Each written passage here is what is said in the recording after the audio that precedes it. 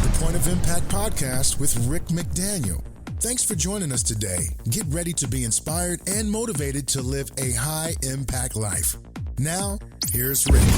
Welcome to the Point of Impact podcast. I'm Rick McDaniel. Great to have you joining us again today. And we are going to continue talking about life's too short. And if life's too short, then what can we do about it? And today we're going to talk about passion. I'm going to ask you a lot of questions. Might be a good time to grab a pen and paper. If this is something you do while you're commuting, you might want this one to not be a commute one, so you can write down these questions because they're really important to get the maximum benefit out of this episode today. Before we get into that, I just want to talk to you about a few things. One thing I've been thinking about lately is my social media and whether or not you're really taking full advantage of it. I post virtually every day on Twitter and Facebook and several times a week on Instagram. And there's lots and lots and lots of good content. And maybe you're not following and you're missing out. So let me just give you the handles for Twitter. It's easy, at Rick McDaniel, just at Rick McDaniel. For Facebook, it's Rick McDaniel, HIL, as in High Impact Living, the organization, the ministry that I run, High Impact Living. So Twitter, Rick McDaniel, Facebook, Rick McDaniel, HIL, and then Instagram is Rick McDaniel _official. So there's I actually then got Rick McDaniel official, by the way, which is what I wanted to start with. It's kind of a funny story how that happened, but everything really ended up by that point being put under Rick McDaniel _official. So they're both mine, but you'll find the content on Rick McDaniel _official for Instagram.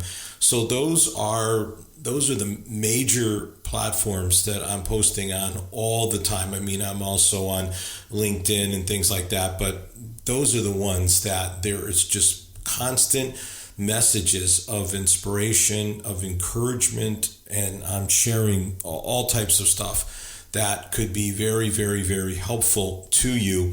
And I don't want you to miss out on that. So if you haven't been following, another way you can do this, by the way, is to just go to rickmcdaniel.com and then scroll down and you'll see all the different icons for Twitter and Facebook, Instagram, and you just click on them and boom, you can start following right away. But I would really encourage you to do that because there's a lot you can gain. I just hear from people all the time. I did one on worry this week and where the word worry actually comes from and just what that means. It's an Anglo-Saxon word. It comes from like strangling or choking off. So really worry is when we strangle or choke off all the good, positive, creative thoughts that we should be having. And so you don't want to be doing that. And so those sort of insights can be really, really helpful. And lots of other stuff. And again, I said at the beginning of this year that this was really a big year for me and that I would be launching several new initiatives. And I've done a lot of things. And so to have 3 new ones in 1 year is quite a thing. And 2 of them I haven't shared about yet. One of them is the biggest by far of them. Maybe not by far, but it's the biggest. And but let me share about the one, and that is I'm doing some specialized coaching with a coaching group where I'm not individual, but with a group. It's in Richmond, Virginia.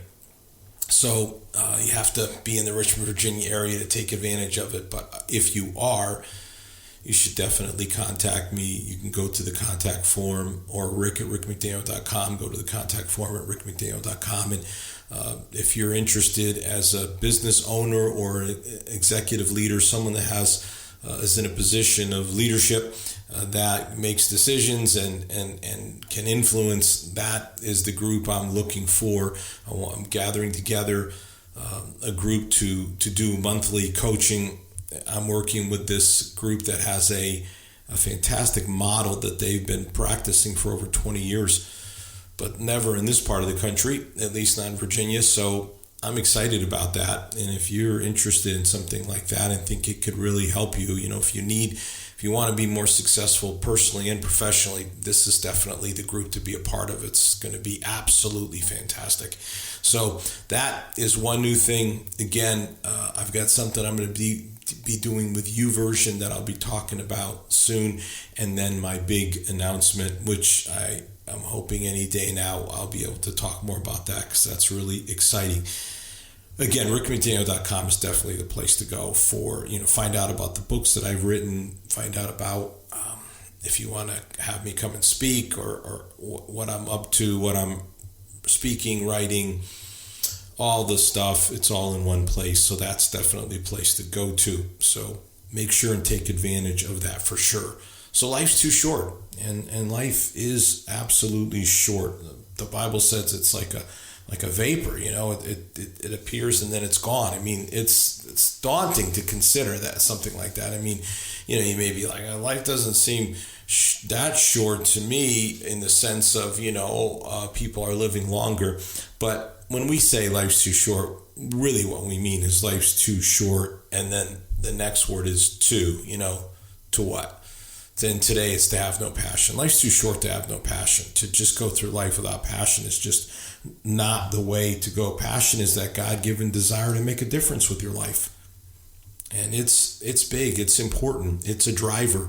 If you don't have that, your just life will not be what it should be while you're on this earth. And so it's just vitally important to be able to have passion. So let's just begin with, I just want to ask a series of questions, and you'll have to just be as honest as you possibly can be, and just say, yeah, this is me, or this isn't. I feel that I'm capable of accomplishing more than I'm presently achieving.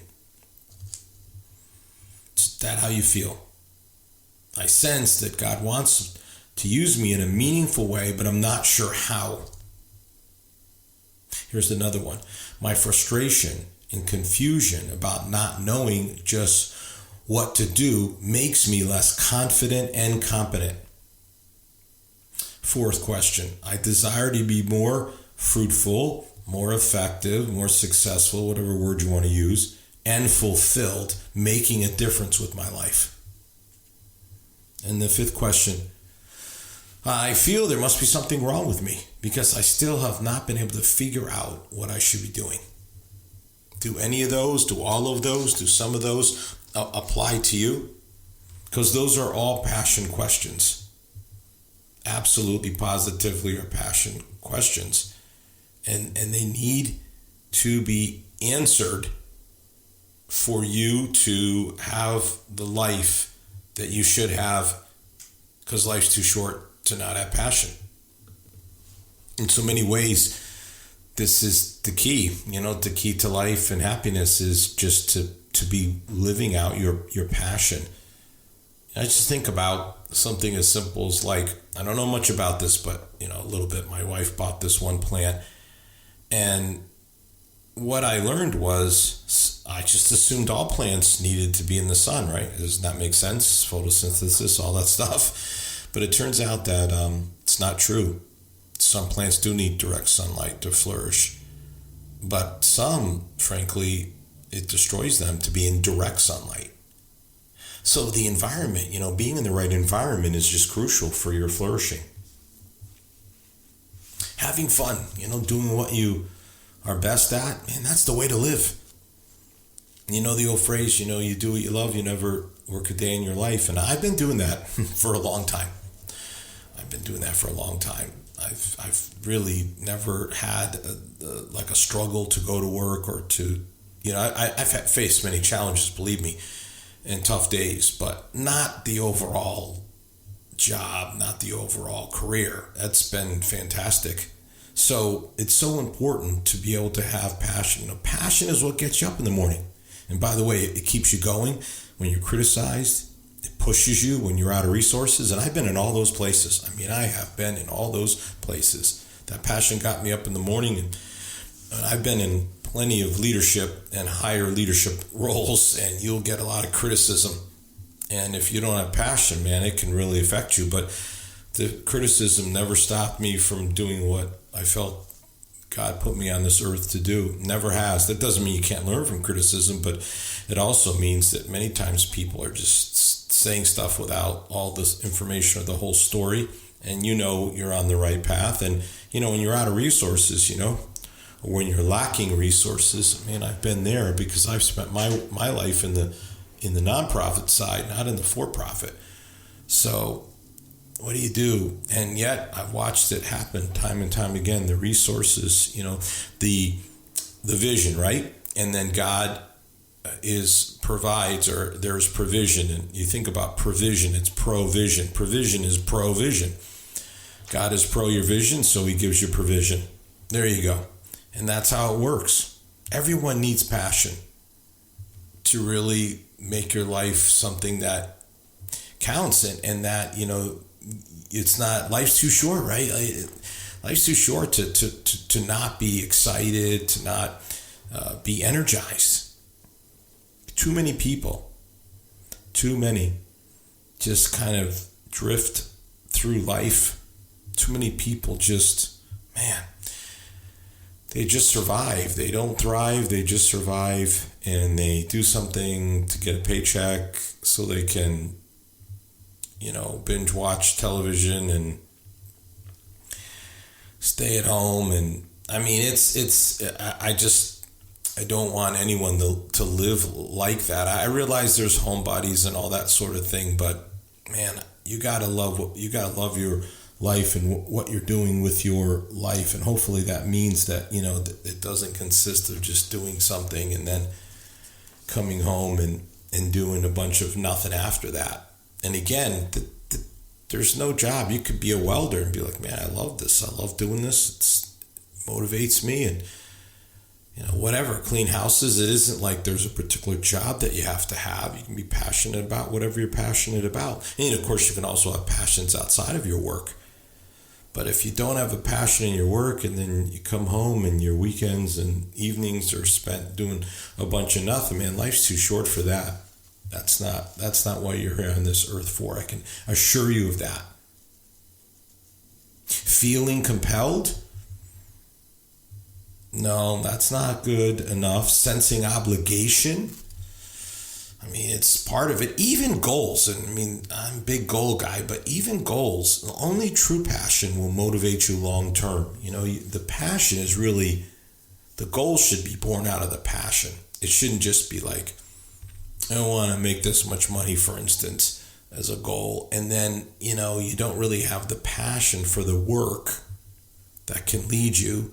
I've never, by the way, really set like goals that were that way financially. I mean, I've set goals in terms of giving, in terms of saving, those sorts of things, but not necessarily making a certain amount. It's amazing when you just kind of follow your passion. The money, when I've always just tried to make an impact, and the money seems to always be there. If you're making an impact, it'll show up. Your emotional energy comes from passion. Yeah, I mean, that's it. That's where it comes from. It comes from passion. People that are lacking the energy, the first thing you got to ask yourself is, what's my passion? Because if you have passion, you'll have energy. I just have never been without energy, but I just know it's because I've never been without passion. Those two things go together. And you need them. You need the energy, but the energy comes from the passion. So you've got to tap into your passion. And, you may be saying, this sounds all great and well, Rick, but how do I get there? I mean, we're going to get there. Just trust me.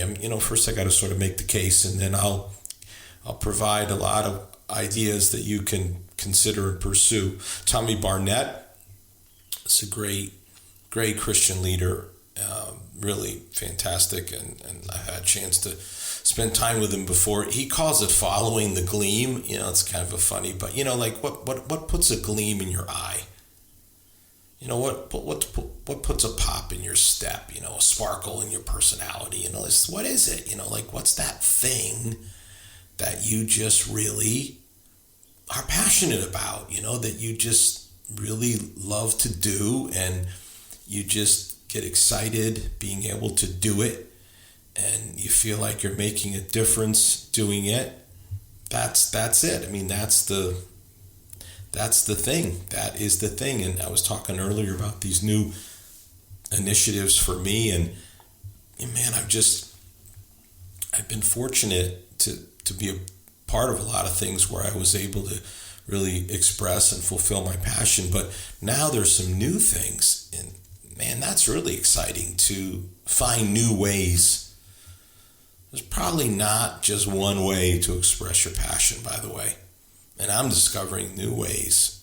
It's not like it's a whole new thing. It's just like a version of. But I mean, when you start coming up with like 3 or 4 different versions of the same thing, you got something there. How do you invest your time and your energy and your resources so that at the end of your life, you'll be fulfilled. You'll have fulfillment.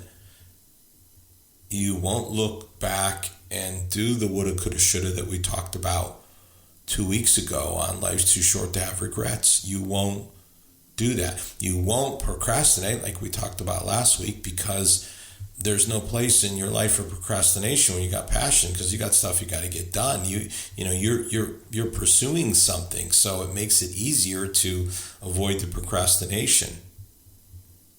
Here's what I would say is the litmus test of passion. Does it honor God? Does it bless other people? It can't be about you or you alone. Of course it will be fulfilling to you. Of course you will enjoy it. You will have fun at it. But it can't just be, just serving your purposes solely. Does it honor God? Does it bless people? That's it. We're going to get into a lot more here in just a moment, but just for an initial kind of foundational concept to just build your passion upon is, can't be doing something that doesn't honor God, because that is destined to fail and not have an impact, or have a negative impact, not have a positive impact. And does it bless other people? Because it cannot just be about yourself. And even if we go back to the money thing, if you really feel that the money is important, again, it can't be money just for you. It has to be money that you might bless other people with it. And, I can just tell you, as someone who believes enormously in generosity, that it really is enjoyable to bless other people. I was able to do this recently, and I mean, it really is great. To bless others is a blessing for yourself. You just feel really good when you can make other people happy. So resources are important. Again, it's not money that's the root of evil. It's the love of money is a root of evil. So it's not the only root, and it's not money, it's love of money. So money is not the root of evil, but how you use money is vitally and significantly important. But there's nothing wrong with making a lot of it, as long as you can use it in wise ways. So how do you do it then? How do you find your passion? If you don't have a passion, you need to discover it. And I would say it's God-given. I mean, that's where I'm coming from. That's the world that I am coming from. The worldview that I have is that it is something that you don't create. It's something that's inside of you, and it's more about discovering it. Let's just break it into some areas. Like, there are passions about people. Like, maybe you want to help youth and young people. Maybe you want to help the homeless. Maybe you want to help those that are addicted to drugs or alcohol. Maybe you want to help the grieving. All fantastic things. They have a passion for that.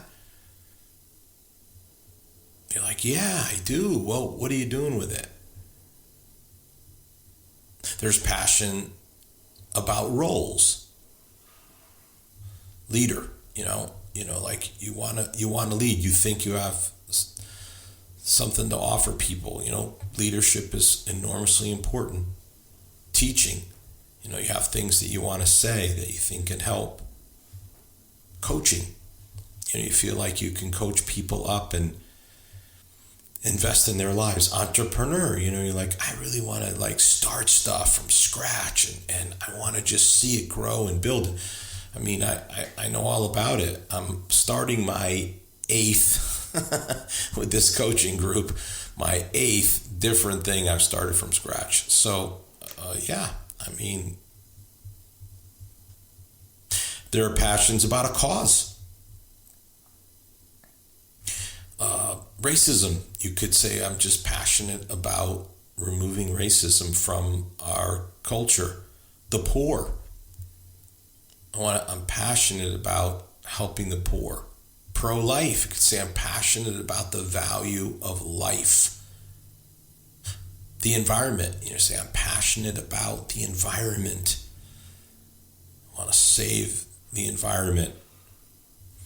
There's all kinds of passions around people, around roles, around causes, and you can see here, I'm just touching the surface, just trying to give you enough examples, and I think I gave you a good amount, but there's many more.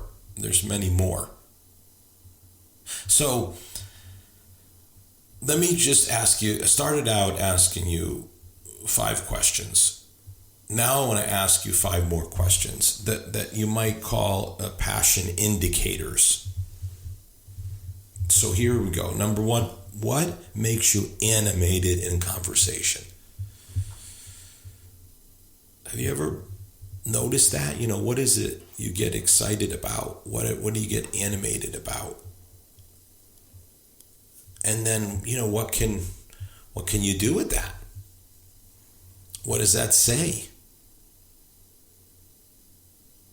And that's really something, you got to think about that. And you might talk to people that are close to you and say, hey, what is it that when I talk, it seems like I really get animated about it? And, they may say something, you're like, really? Or it may be like, yeah, that's exactly it. What do you daydream about? Man, that's a big one. I think it's a huge indicator. When I just think about my passion, it's absolutely the thing I daydream about.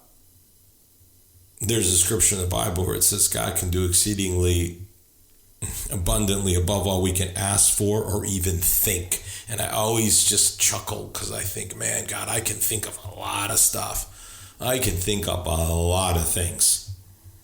What do you daydream about? What are the things that you think about? That tells you a lot about your passion. What are your greatest achievements, like in your mind? What are the things that you think are, and this is important, in your mind, because there may be things, on the wall that say you've achieved this, or, there may be certain awards or things that, and you may think, well, yeah, those are good, or those may be exactly the thing. They may be precisely the thing. Those awards and recognition are just visible evidence of what it is that you really are most passionate about. But it may not be the case. And by the way, there's only so many things you can get an award for, and that's limiting in terms of what you would say are your greatest achievements. So that's something you really need to just pause. And again, these are questions you really need to, it's not like, and I write down the answer in 5 or 10 seconds. These are things you really need to ponder and consider, because you might end up adding. If you've ever had one of those experiences, I have, where, you maybe write down some stuff initially, but then the more you think about it, I just did this recently with something where, the more I thought about it, then I added things that were not originally there. Because it was like I'd been asked to give an extended bio. When I speak, there's what we call the short bio and the long bio of what we send to people. But this one, they wanted an extra long bio. And so I found myself adding to it over the course of a day or two. More things came to mind. And frankly, I was really happy with that process, because the end result really was more about my full achievements, so to speak, all the things that I've done. All right, here's a 4th question. What do you do that time easily passes by? That's a great one. When you're passionate about something, it just seems like time goes by. And you look up and you're like, holy smokes, the day is over? Wow.